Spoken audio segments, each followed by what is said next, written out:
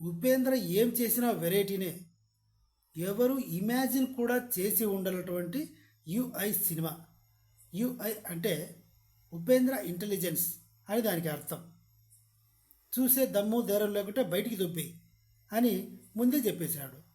Cinema ఎక్కడి నుంచి ఎక్కడికో తీసుకెళ్ళిపోతాడు.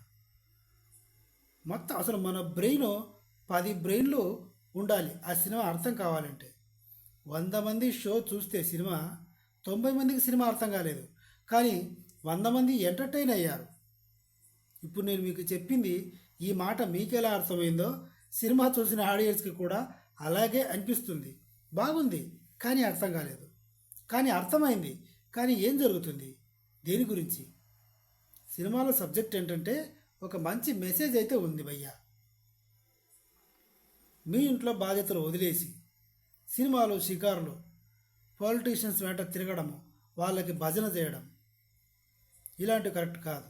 ముందు నీది నువ్వు కడుక్కో, ఆరిపోతే గలీజు వాసన వస్తుంది. ఇలాంటి కాన్సెప్ట్తో ఇంతకుముందు అయితే సినిమాలు రాలేదు.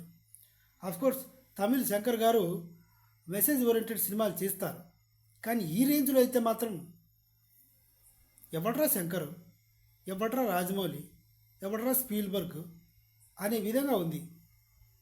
నేను చెప్తున్నాను ఇవాళ ఉపేంద్ర బ్రెయిన్ దొంగతనం చేసుకొని వచ్చి నా బ్రెయిన్లో పెట్టుకుంటే బాగుంటుందేమో అనిపిస్తుంది. అలా ఉంది సినిమా.